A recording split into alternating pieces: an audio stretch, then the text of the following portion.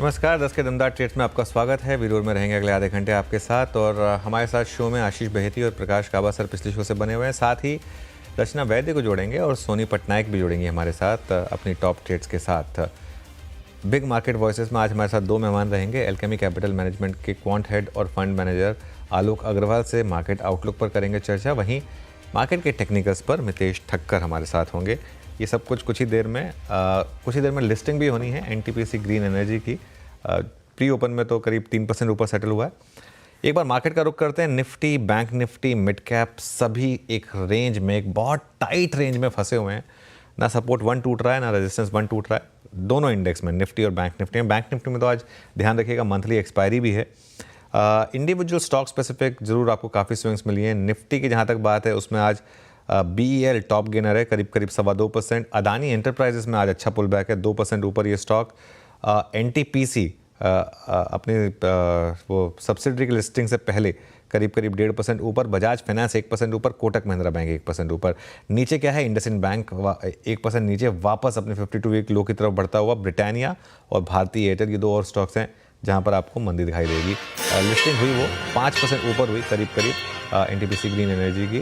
तो ठीक है, एक फ्लैट सी लिस्टिंग, वही एक्सपेक्टेड था मोर और लेस। बहुत लोगों का व्यू यही था इस पर कि इसको आप लिस्टिंग गेन के हिसाब से ना देखें, इसको आप लंबे नज़रिए के हिसाब से देखें। तो खैर, लेकिन अभी के लिए 5% ऊपर। वीरू जी, लगभग अब 7% हो गई है लिस्टिंग। अब एक काम करते हैं, पैनल से कॉल्स लेना शुरू करते हैं यहाँ पर। और पैनल आपकी स्क्रीन पर रचना वैद्य जी और सोनी पटनायक फ्रेश पर्सपेक्टिव लेके जुड़ी हैं। रचना जी, गुड मॉर्निंग। आपके दो ट्रेड्स मैम इस वक्त के। जी गुड मॉर्निंग। और मेरे जो इस वक्त के दो ट्रेड्स रहेंगे उसमें परसिस्टेंट रहेगा और पॉलीकैब रहेगा। मेरे हिसाब से आज मार्केट में अपॉर्चुनिटीज थोड़ी लिमिटेड रहेगी। आज थोड़ा सा डे कंसोलिडेशन टाइप रहेगा, बट नेवरदलेस यहाँ पे दोनों में मोमेंटम है, तो यहाँ पे कंटिन्यूटी के भी चांसेस है। परसिस्टेंट में जो फ्यूचर्स है दिसंबर के, उसको हम लॉन्ग करेंगे और यहाँ पे 6047 का प्राइस है। अगर ये काउंटर 5950 होल्ड करता है तो ये आने वाले 2 to 4 डेज के अंदर 6240 तक जा सकता है। तो 6240 के टारगेट्स के लिए और 5950 के एसएल के लिए परसिस्टेंट के दिसंबर फ्यूचर्स को हम लॉन्ग करेंगे। दूसरा जो मेरा काउंटर रहेगा वो पॉलीकैब रहेगा। पॉलीकैब में आज सुबह से ही एक पॉजिटिविटी दिख रही है और रेजिस्टेंस काफी दूर है, तो there is a clear path जहां पे मूवमेंट फर्दर डेवलप हो सकती है। इसका 2 to 4 डेज के हिसाब से टारगेट होना चाहिए 7150 एंड 7180 और डाउनसाइड पे सपोर्ट के लिए नजर में रखना चाहिए 6900 का लेवल दिसंबर के फ्यूचर्स। ये इस समय रचना जी की trades. Soni ji good morning. Soni ji, आपकी ट्रेड्स। जी गुड मॉर्निंग एवरीवन। मेरा यहाँ पे दो बाई ट्रेड रहेगा। एक रहेगा HCL टेक पे, दूसरा है BEL में। HCL टेक दिसंबर फ्यूचर्स खरीदारी करने की यहाँ पे सलाह रहेगी। 1928 पे चल रहा है, हल्की से डिक्लाइन टुवर्ड्स 1920, वहां तक भी बाय कर सकते हैं। स्टॉप लॉस यहाँ पे रहेगा 1890। टारगेट है 1980 का टारगेट है दिसंबर फ्यूचर्स में। एक फ्रेश ब्रेकआउट दे रहा है, ऑप्शन चेन काफी स्ट्रॉन्ग नजर आ रहा है। यहाँ पे बेस बहुत अच्छा लग रहा है 1900 पे और टेक्निकल चार्ट्स पे भी इंट्राडे ब्रेकआउट है। सो HCL टेक फ्यूचर्स पे एक बार ध्यान दे सकते हैं दिसंबर फ्यूचर्स के लिए। दूसरा बाय यहाँ पे है BEL, जो कि एक फ्रेश ब्रेकआउट देने वाला है, अटेम्प्ट कर रहा है यहाँ पे और 200 एक्सपोनेंशियल मूविंग एवरेज के ऊपर बहुत कंफर्टेबली सस्टेन कर रहा है। BEL दिसंबर फ्यूचर्स 307 पे आप बाय कर सकते हैं, हल्की से डिक्लाइन टुवर्ड्स 305 उस रेंज तक बाय कर सकते हैं। स्टॉप लॉस रहेगा 299, टारगेट है यहाँ पे 320। साइमल्टेनियसली दिसंबर सीरीज की 310 कॉल ऑप्शन में भी पार्टिसिपेट कर सकते हैं, 10 रुपए में बाय कर सकते हैं। स्टॉप लॉस है 6 रुपए का, टारगेट रहेगा 18 रुपए दिसंबर सीरीज में। जी हाँ, आज डिफेंस पे अच्छा मूव और अच्छी बात है कि इस पैनल ने आज हमारे CNBC आवाज़ पे पहले ही पकड़ लिया था इस पूरे मूव को और एटी हाई दोनों स्टॉक्स आके ट्रेड करते हुए। बाकी कॉल्स लेते हैं। आशीष बेहती जी, आप क्या पिक करेंगे इस वक्त? वीरेंद्र जी, पहला जो कॉल रहेगा वो शॉर्ट कॉल रहेगा। AU बैंक में यहाँ पे गिरावट देखने मिल रही है और स्टॉक 20 टाइम तक जाने का अटेम्प्ट किया था, बट वो भी फेल होता हुआ देखने मिल रहा है। और 2 दिन से हम देख रहे हैं कि यहाँ पे कंटिन्यूसली सेलिंग प्रेशर बन रहा है। तो 595 का स्टॉप लॉस लगाकर इसमें बिकवाली की सलाह रहेगी। 575 के पहले टारगेट और 565 के दूसरे टारगेट के लिए दूसरा जो स्टॉक हमें अच्छा लग रहा है वो रेपुटेशन है HAL में। ये हमारी कल भी टॉपिक में था। यहाँ पे मोमेंटम अच्छा बन रहा है और हमें लग रहा है कि इसे अभी भी इन लेवल्स पे भी चेज करना चाहिए। तो जो स्टॉप लॉस इसमें रहना चाहिए वो 4380 4380 का एक SL लगाए। 4500 का पहला टारगेट और 4600 के दूसरे टारगेट के लिए HAL में खरीदारी की सलाह। ओके, तो ये इस समय आशीष बहेती जी के पिक, एक लॉन्ग एक शॉर्ट। क्लियरली डिफेंस में आज बहुत शानदार मोमेंटम है, लेकिन AU स्मॉल में एक शॉर्ट है और HAL में एक बाय ट्रेड इस समय आशीष जी की तरफ से। गावा सर, आपकी 2 ट्रेड्स इस समय की। Good morning to you once again. Stock का नाम है इंडिया मार्ट, ट्रेड कर रहा है 2362 पर, स्टॉप होगा 2350, करीब 12 रुपए। नियर टर्म टेक्निकल टारगेट है 2400, तो मेरे ख्याल से रिस्क रिवॉर्ड रेशियो भी बढ़िया है। इंडिया मार्ट पर ध्यान देना चाहिए ऑन द लॉन्ग साइड। दूसरा स्टॉक है I think EV play with Exide industries, 435 पर ट्रेड कर रहा है, टॉप होगा सिर्फ 5 रुपए का, 430 का। नियर टर्म टारगेट 445 का, मेरे ख्याल से वहां तक जाना चाहिए एक्साइड। Okay, Exide. मीनवाइल एक बार ग्रैन्यूल्स लेकर आइए जरा। अब ये टॉप लूज़र FNO का आज सुबह स्पॉटलाइट में था, लेकिन ये देखिए क्या ज़बरदस्त बैंड से बाहर आया, 3-3.5% नीचे। अब ये स्टॉक तो बैंड से बाहर आने में उल्टा हो गया, बल्कि मामला 3.5% नीचे इस समय ये स्टॉक का ट्रेड करता हुआ। और 1-2 स्टॉक्स देख लेते हैं जहाँ थोड़ा सा प्रेशर बन रहा है। उसमें obviously AU small finance bank अभी भी मेंशन हुआ स्क्रीन पर, और उसके अलावा महानगर गैस में भी सेलिंग है।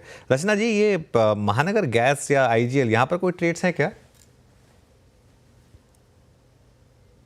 रचना जी, शायद आप म्यूट पर हैं। जी, महानगर गैस की जहां तक बात है, यहाँ पे मोमेंटम तो डाउन साइड पे ही है और प्राइस एक्शन में भी कोई इतनी कोई पॉजिटिविटी की तो रुझान नहीं बन रहा। नेवरदलेस अगर ये 1150 होल्ड करेगा और अगर थोड़ा सा प्राइस एक्शन ग्रीन कलर दिखाना शुरू करेगा तो फिर हम शायद सोच सकते हैं कि यहाँ से ये 1200 की तरफ जाने के लिए निकलेगा। अभी तो ये 1150 अगर तोड़ेगा तो डाउन साइड में 1080 का टारगेट बन रहा है। सो इनफैक्ट ट्रेड अगर है तो वो डाउन साइड पे है। रचना जी, ये दीवार पे पीछे ये नया लगाया क्या आपने, life won't sparkle unless you do? नया तो नहीं है, पर yes I strongly believe that, so लगाया है। हाँ बिल्कुल, ये बात तो सही है वैसे। सही बात। बिल्कुल नहीं, बिल्कुल सही बात कही है। पॉजिटिव माइंडसेट रखना चाहिए, तभी लाइफ में चीज़ें पॉजिटिव होती हैं। क्यों वीरो, सही कह रहा हूँ ना? बिल्कुल, सकारात्मक सोच सबसे महत्वपूर्ण है।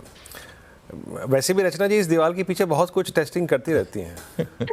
और रचना जी से जब बात होती है तो, है ना, अनुज, एक शख्स की और याद आती है जो शायद इस दुनिया में नहीं है, लेकिन वो भी मेरे ख्याल से ट्रेंड फाइंडिंग के लिहाज से सबसे अग्रेसिव। आई थिंक वो इंस्पिरेशन रचना जी ने शायद वहीं से ली है। वो फ्रेम भी उनका बिल्कुल वैसा ही है, चेयर भी बिल्कुल वैसी है एक्चुअली। हाँ।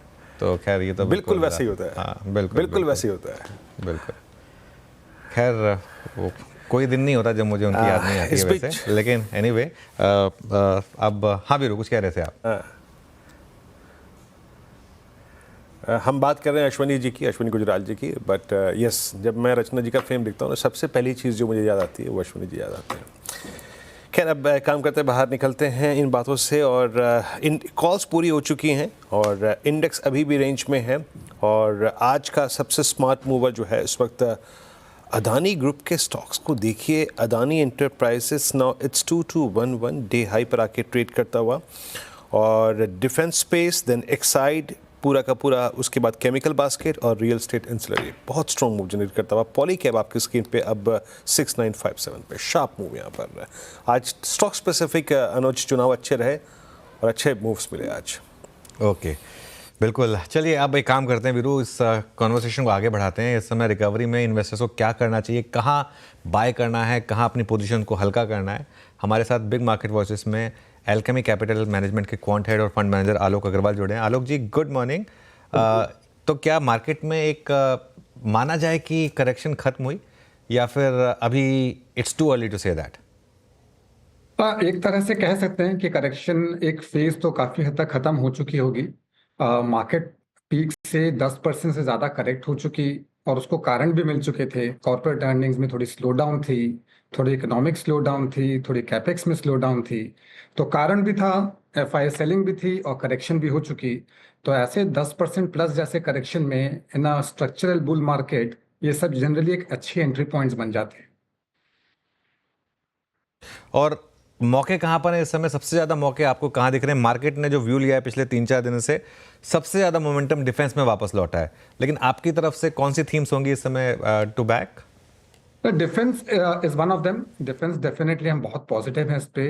हमारे हिसाब से नेक्स्ट 10 साल प्लस के लिए एक स्ट्रक्चरल थीम है। और ऐसे में क्योंकि थोड़े से कैपेक्स भी कम हुई लास्ट 6 महीनों में, करेक्शन भी हुए पूरे इंडस्ट्रियल सेगमेंट में, डिफेंस में भी करेक्शन हुए, रिस्क रिवॉर्ड काफ़ी अट्रैक्टिव बन जाता है सेक्टर में। रिजल्ट्स काफ़ी ठीक ठाक थे। कैपिटल गुड्स सेक्टर अगर मैं पूरा सेक्टर भी देखूं तो इस क्वार्टर में जहां की ओवरऑल स्लोडाउन थे, कैपिटल गुड्स सेक्टर ने फिर भी 20% से ज़्यादा अर्निंग्स ग्रोथ दी है। तो ऑर्डर इनफ्लो चालू है। एंड अगर मैं गवर्नमेंट की बात भी सुनूं तो वो कहते हैं रफली 2% ऑफ जीडीपी वो डिफेंस पे खर्च करते जाएंगे। और ज़्यादा से ज़्यादा इंडिया में बनाई जाएंगी चीज़ें, कुछ एक्सपोर्ट के लिए, कुछ डोमेस्टिक खपत के लिए। तो दोनों ही चीज़ें बहुत पॉजिटिव हैं नेक्स्ट काफ़ी सालों के लिए फॉर डिफेंस सेक्टर। तो इसी के अंदर काफ़ी प्लेस भी हैं। Apart from that, industrials and cyclicals, ये साइकिल जो भी चल रही है करंटली, ये कैपेक्स ड्रिवन साइकिल है। और कैपेक्स ड्रिवन साइकिल में कैपेक्स ओरिएंटेड जो बेनिफिशियरीज हैं उस पर हम काफ़ी पॉजिटिव हैं। डिफेंस का मैंने एक नाम लिया, पावर सेक्टर, रेलवेज, ये दो अलग सेक्टर है जिसमें पावर काफ़ी पावरफुल है क्योंकि इसके अंदर में जनरेशन पे भी एंड डिस्ट्रीब्यूशन पे as well as both thermal और रिन्यूएबल, सब पे जोर है, सब पे फोकस है गवर्नमेंट का। तो इसके वजह से काफ़ी हद तक हम लोग इसमें कैपेक्स भी देखेंगे और ग्रोथ भी देखेंगे। बिल्कुल, यहाँ पर कैपेक्स और ग्रोथ दोनों देखेंगे। एक और स्पेस जहाँ पर पिछले कई दिनों से मोमेंटम रहा है आलोक जी, वो है आईटी। आईटी में इतनी स्ट्रेंथ क्यों है आपके हिसाब से, और आपका इसमें आईटी में क्या पोजीशनिंग है? हाँ, बड़े इंटरेस्टिंग सेक्टर मूव है क्योंकि सेक्टर काफ़ी ज़ोर से चल रहा है। और सेक्टर को मैं जनरली दो पार्ट में डिवाइड कर देता हूँ। तो जो लार्जर कंपनीज हैं या आईटी सर्विसेज, जो ट्रेडिशनल सर्विसेज हैं, उसके अंदर में सबसे बड़ी इशू ये है कि भले क्वालिटी बड़ी अच्छी है लेकिन उनके अंदर अर्निंग्स ग्रोथ नहीं आती। और जब तक अर्निंग्स ग्रोथ ज़ोर से ना आए, किसी भी चीज़ का ज़्यादा देर तक चलना थोड़ा मुश्किल होता है। लेकिन अगर उसमें मिड कैप आईटी की तरफ जाएं, रिलेटिवली छोटे कंपनियों में, खास करके जो ईआर&डी स्पेसेस में हैं, उनके अंदर ग्रोथ की विजिबिलिटी काफ़ी हद तक इम्प्रूव हो सकती है।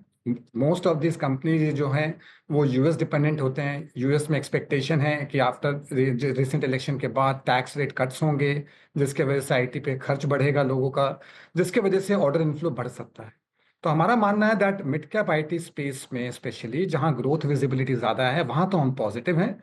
लेकिन लार्जर कंपनीज जहां पे ग्रोथ की शायद बहुत ज़्यादा उम्मीदें ना हो, वहां पे हम उतने पॉजिटिव नहीं हैं। ओके अच्छा आलोक जी, कुछ ऐसे स्टॉक्स जहाँ पे अर्निंग्स का इशू नहीं था, वहाँ पे प्लेसमेंट का इशू था।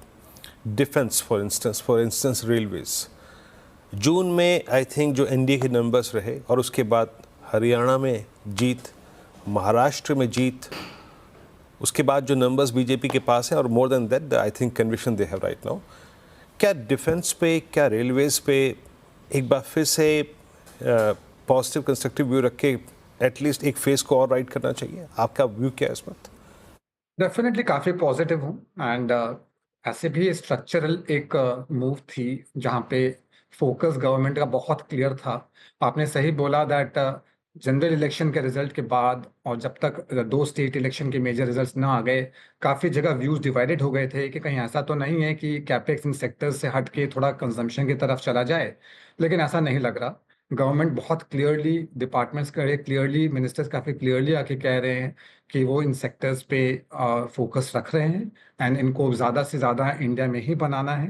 एंड बिकॉज उसको जीडीपी से भी लिंक किया हुआ है तो उसमें काफ़ी विजिबिलिटी ऑफ ग्रोथ नज़र आती है। और बिकॉज ये करेक्शंस हो चुके हैं लास्ट फ्यू मंथ्स में, उसके वजह से रिस्क रिवॉर्ड भी बहुत इंप्रूव हो गया है। बिल्कुल। अच्छा, एक जो सवाल बहुत लोगों के दिल में है कि एफआई की जो सेलिंग है, क्या फाइनली अब उसका रिवर्सल के कुछ साइंस हैं, या फिर जो जिस तरीके के समीकरण है, डॉलर इंडेक्स, चाहे यूएस मार्केट में जिस तरीके के मूव्स बन रहे हैं, चाइना में जिस तरीके से स्टिमुलस पे स्टिमुलस आ रहे हैं, अभी भी क्या एफआई का पैसा इंडिया से निकल कर ज़्यादातर बाकी मार्केट्स में जा रहा है? तो लास्ट 2 महीनों में ज़्यादा सेलिंग हुई अनुज एफआईएस की। और मल्टीपल चीजें हुई, जैसे आपने कहा एक बार चाइना के स्टिमुलस आए तो लगा एज इफ इंडिया से निकाल के थोड़ा चाइना डाल रहे हो। जब फिर जनरल इलेक्शन रिजल्ट आए यूएस के, तो ऐसा लगा काफी पैसा पूरे इमर्जिंग मार्केट से निकल के यूएस जा रहा हो। साथ ही साथ हमें भूलना नहीं होगा कि इंडिया में भी थोड़ी स्लो डाउन थी, इकोनॉमी में भी और कॉर्पोरेट अर्निंग्स में भी, साथ ही वैल्यूएशन हाई थे। ये सारे फैक्टर्स मिलके सब एक साथ आ गए, इसलिए 2 महीनों में करीब $15 बिलियन बेच दिया एफआईएस ने। हालांकि नंबर काफी आउट ऑफ प्रोपोर्शन ब्लो किया जाता है। हमें हाईलाइट करना पड़ेगा कि इंडिया के मार्केट कैप का सिर्फ 0.3% है और एफआई के पोर्टफोलियो का केवल 2% है, 2% से भी कम। तो उन्होंने थोड़ा जरूर बेचा है। मेरा मानना है दैट रिस्क रिवॉर्ड काफी अट्रैक्टिव हो चुके हैं, गवर्नमेंट की स्टेबिलिटी और पॉलिसी की स्टेबिलिटी काफी ज्यादा क्लियर नजर आती है और ग्रोथ स्टोरी डेफिनेटली इंडिया की ऑन है।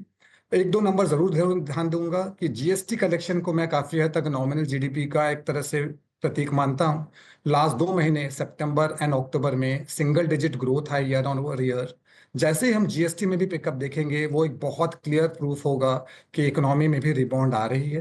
तो कैपेक्स साइड डेफिनेटली रिबाउंड हो रही है एंड साथ ही साथ अगर जीएसटी भी कलेक्शन इंप्रूव हो तो दैट वो एक परफेक्ट प्रूफ होगा दैट इकोनॉमी रिबाउंड हो रही है। शायद उसके बाद एफआईएस की फिगर्स शायद सेल से हट के नेट बाय में भी आ जाए। डोमेस्टिक फ्लोज तो स्ट्रॉन्ग चल ही रहे हैं।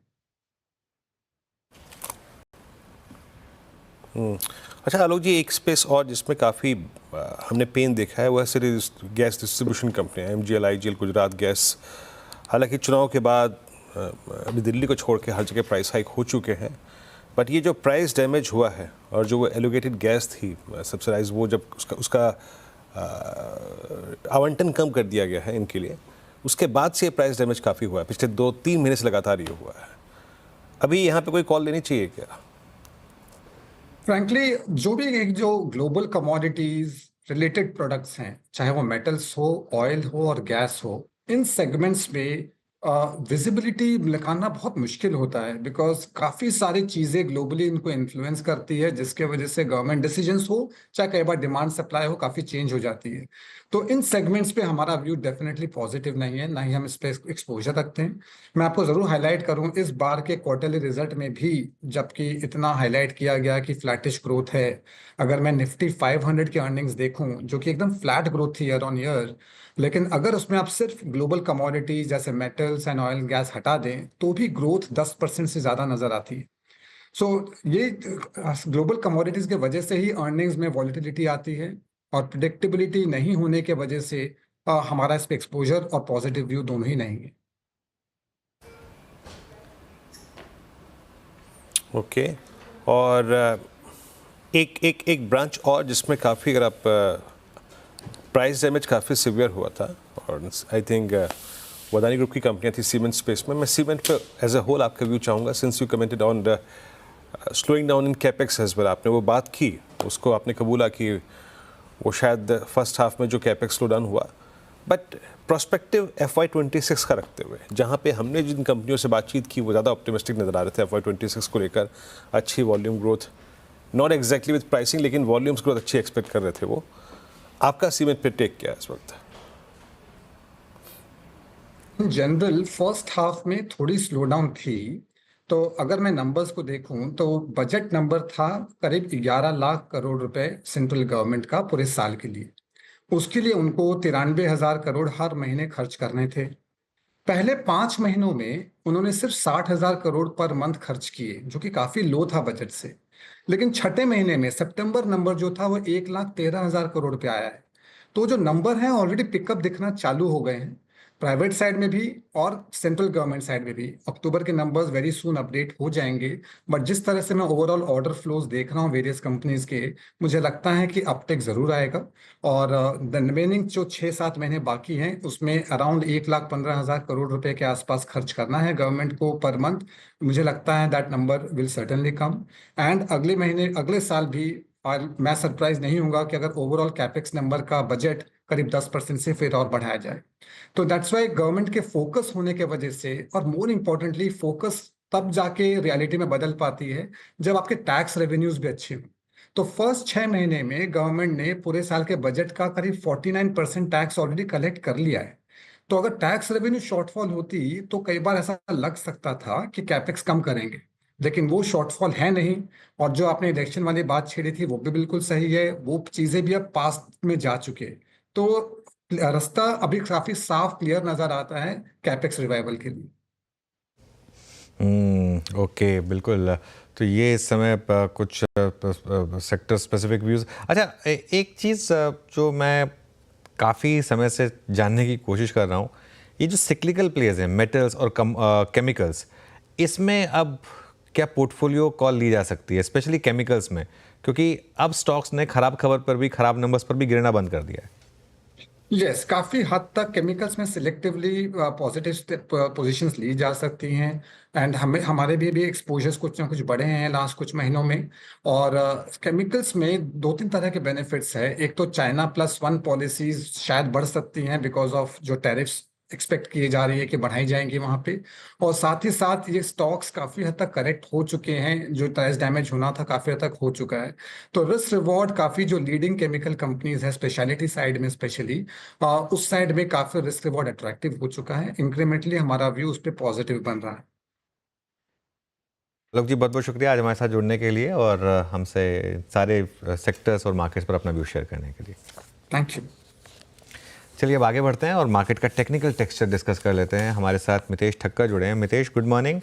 मितेश, निफ्टी, बैंक निफ्टी, पहले निफ्टी से शुरुआत करते हैं। क्या ये डेड कैट बाउंस की तरह देखें जैसे, या फिर एक firm sign of bottom in place? और अब अप्रोच क्या रहेगी निफ्टी के ऊपर? मॉर्निंग अनुज, मेरा जो बायस है वो थोड़ा सा पॉजिटिव साइड पे। तो मुझे लगता है कि बॉटम बन गया है और मंडे की गैप के बाद 2 दिन का consolidation, in fact Monday after the gap है वो मार्केट्स कंसोलिडेट ही कर रहा था और कल भी ऐसे ही हुआ और आज भी हमने वही सीन देखा है। एक जो इम्पोर्टेंट पॉइंट मैं हाईलाइट करना चाहूंगा वो ये है कि मंडे का जो लो था इंट्राडे बेसिस पे वो 24,135, कल था 24,125, आज 24,145। सो ब्रॉडली 24,150 24,100 के बीच में अच्छा सपोर्ट देख रहे हैं। तो अगर ये लेवल को नहीं तोड़ता है तो चांसेस है कि इवेंचुअली 24,350 के ऊपर निफ्टी जाएगा और 24,500 24,600 के रेंज में भी जा सकता है। तो व्यू फिलहाल के लिए पॉजिटिव है, अनलेस अनटिल हम लोग 24,100 24,000 की गैप को फिल करना चालू करें, जो कि मंडे को हुई थी महाराष्ट्र स्टेट इलेक्शन के रिजल्ट्स के बाद। तो for the timing trade with positive bias. In fact intraday में अगर आपको निफ्टी 24,150 के आसपास दिखता है तो वहां पर 70-80 पॉइंट के स्टॉप लॉस से लॉन्ग इनिशिएट भी किया जा सकता है। Okay, Mitesh ji, good morning. Virendra this side. ये बैंक निफ्टी के लिए वो टर्बुलेंस वाला zone, I mean that I think 52,500, जो कि अक्टूबर सीरीज का हाई था and so far as for November as well, यहीं पे ट्रेड्स को बुक कर लें, कैश में कन्वर्ट कर लें। और इस बार ये 52,200 ये 550-60 की पार होने की एक्सपेक्टेशन लग रही है कि आपको? और अगर वो पार होता है तो कहाँ तक का मूव ड्यू है निफ्टी बैंक में? गुड मॉर्निंग भाई। आई थिंक जो आपने लेवल बताया है वो काफी इंपॉर्टेंट, काफी सटीक लेवल है। इनफैक्ट कई सारे इंट्राडे स्विंग्स 4 या 5 में देख सकता हूँ पिछले कुछ हफ्तों में 52,500 के आसपास, गिव एंड टेक 50 पॉइंट्स, जो कि बैंक निफ्टी में बड़ा गैप नहीं है। आई थिंक उस लेवल के आसपास पीक आउट हुआ है। तो from a trading point of view I think ये एक सेंस करता है कि आप 52,500 के आसपास जब भी बैंक निफ्टी को देखें तो वहां पे प्रॉफिट बुक करके वापस से आप री एंट्री की ट्राई करें 52,000 के आसपास के लेवल्स पे। इवेंचुअली मेरा बायस जरूर ये है कि वो शायद प्रोबेबिलिटी हायर है कि 52,500 के लेवल को ब्रेक करेगा, परंतु कब करेगा वो मुझे भी I think I have to wait for the price action to only give a signal कि जब निफ्टी खुद वो बैंक निफ्टी खुद उन स्तर के ऊपर जाए तब जाके आप 52,600 के क्रॉस होने पे तेजी करें। और फिर जो टारगेट बैठेगा वो पहला टारगेट होगा 53,200-250 के आसपास का। और सब कुछ अच्छा रहा और मार्केट अगर कंटिन्यू करता है इस मोमेंटम को तो 53,600 तक का तो सेटअप पॉजिटिव है। परंतु 52,500 52,600 का जो जोन है वो बहुत बड़ा इंपॉर्टेंट हर्डल है। तो वहां पे प्रॉफिट्स बुक करें और 52,600 के ऊपर फिर नई तेजी करने के बारे में सोचें बैंक निफ्टी के लिए। Okay, bank Nifty. अच्छा मितेश जी, आज स्क्रीन पे केमिकल्स में एक स्ट्रॉन्ग रिवर्सल है along with I think entire real estate ancillary, जिसको लीड कर रहा है Polycab. And Polycab generally I mean during that roll over process अच्छा करता है, नई सीरीज के कमेंसमेंट पे अच्छा करता है। इस बास्केट में आपको क्या इंप्रेस कर रहा है आज? पॉलीकैब इनफैक्ट मेरा सुबह सिस्टर चैनल पे बाय कॉल भी था। ये काफी अच्छा चार्ट है और पॉलीकैब मुझे लग रहा है कि ये 7,300 7,400 के स्तर पे जा सकता है। और शायद मैंने सुबह जब आपका मॉर्निंग शो देखा था तब आपने भी पॉलीकैब रिकमेंड किया था। बहुत अच्छी पैटर्न है, यहाँ पर किसी के पास लॉन्ग है तो बने रहें। अब एक समय आ गया कि स्टॉप लॉस को आप 6,900 के जस्ट नीचे ले जाकर टेल कर दें और 7,300 7,400 के रेंज के लिए स्टॉक को होल्ड करें। ओके, तो यहाँ पे पॉलीकैब पे बात होगी, केमिकल पे बात हो गई। अच्छा, एक चीज़ और स्क्रीन पे जो कि आज क्लियरली परसिस्ट कर रही है वो है आईटी। एक बार फिर से लीडरशिप लेता हुआ निफ्टी आईटी इंडेक्स जो है वो 102 अंकों पर है। कहने को ये ऑल टाइम हाई पे है। मैं अगर पूछूं तो मितेश, आज एचसीएल टेक्नोलॉजीज़ की लार्ज कैप आईटी में थोड़ी प्लेसमेंट ठीक ठाक है। आपको क्या इंप्रेस कर रहा है आईटी में? मुझे इनफैक्ट एंटायर सेक्टर मुझे काफी अच्छा लगता है, और जो नया एडिशन है वो है B soft, Birla soft. I think ये थोड़ा सा लेट था स्टॉक रिवर्सल देने में, परंतु कल हमने इसमें एक अच्छा ब्रेकआउट देखा। आज माइल्ड फॉलो थ्रू है। डिस्क्लेमर, मेरे पास लॉन्ग पोजीशंस है, हमने क्लाइंट्स को भी रिकमेंड किया, तो वेस्टेड इंटरेस्ट भी है। परंतु मुझे लगता है कि अब ये स्टॉक 590 587 के स्तर को तोड़ेगा नहीं, तो वो आपका स्टॉप लॉस हो गया करीबन 10 से 12 रुपए का। यहाँ से नीचे यहाँ से स्टॉप लॉस हो गया। और ऊपर में जो पहला टारगेट मैं इसमें देख रहा हूँ वो है करीबन 625 का, और उसके बाद उसका 200 एवरेज जो कि करीबन 655-60 की रेंज में आता है, उस स्तर को भी छू सकता है। तो ये एक नया एडिशन। उसके अलावा जैसा आपने बताया, आईटी में सारे स्टॉक्स अच्छे लग रहे हैं, परंतु फ्रेश एंट्री के हिसाब से बी सॉफ्ट एक स्टॉक रहेगा। उसके अलावा मुझे एलटीटीएस और एलटीआईएम भी अच्छे लगते हैं। तो एलटीटीएस में आई थिंक 5390 5385 के आसपास के स्टॉक से इसमें लॉन्ग इनिशिएट कर सकते हैं, और ये स्टॉक मुझे 5600 के ऊपर जाता हुआ दिखता है। हाँ। अच्छा, मितेश जी, पॉसिबली लास्ट प्रश्न आपसे यहाँ पे। डिफेंस में स्पेशली ये these two derivative candidates HAL BL, जिस प्रकार की इनकी प्लेसमेंट है, मतलब हमारे पास लगभग जून जुलाई अगस्त सितंबर अक्टूबर नवंबर 6 महीने की स्लोपिंग डाउनवर्ड चैनल क्रॉस हो रही है। प्राइस चल रहा है लेकिन लोग कन्विक्शन नहीं जुटा पा रहे, और ऐसे में स्टॉक हमेशा ट्रेवल करते हैं मितेश जी। हिस्टोरिकली जब आधा ज़माना कन्विक्शन नहीं जुटा पाता, और वो चल रहे हैं इस वक्त। आपका व्यू क्या कहता है, क्या चेस करना चाहिए क्या डिफेंस को? आई थिंक आपने जो पॉइंट रेज किया बड़ा इंपॉर्टेंट है कि जब स्टॉक में मोमेंटम आता है तो जनरली ऐसा होता है कि जो वीक हैंड्स होते हैं वो एक दो झटके में शेक आउट हो जाते हैं। मुझे लगता है कि डिफेंस में अभी भी काफी अपसाइड है। टॉप पिक मेरा जो रहेगा बीएल। अगेन डिस्क्लेमर कि मेरी यहाँ पर कुछ कॉल स्प्रेड्स हैं बुलिश साइड में। दिसंबर के स्ट्राइक पे 305 का कॉल लेके 325 का कॉल बेचा हुआ है, तो एक वेस्टर्न इंटरेस्ट है। परंतु बीएल और एचएएल मुझे काफी इंटरेस्टिंग लगते हैं स्पेस में। एचएएल में जो एक इम्पॉर्टेंट लेवल है वो था करीबन 4380 का, जिसको कि आज सुबह सुबह उसने ब्रेकआउट दिया है। और अब ये लगता है कि जो हाई इसने अक्टूबर में बनाया था 4675-80 के रेंज का, आई थिंक वहां तक ये स्टॉक जा सकता है। तो दोनों ही स्टॉक में पॉजिटिव भी है। बीएल में मैं 325-330 के रेंज में दिसंबर एक्सपायरी में टारगेट्स देख रहा हूँ, और दोनों ही स्टॉक मुझे काफी अच्छे लगते हैं। ओके मितेश जी, बहुत बहुत शुक्रिया। बहुत अच्छी बातचीत हुई आपसे यहाँ पे बाजार के निफ्टी बैंक के आईटी के केमिकल्स के और डिफेंस के सेटअप को लेकर बहुत बहुत शुक्रिया and have a nice day.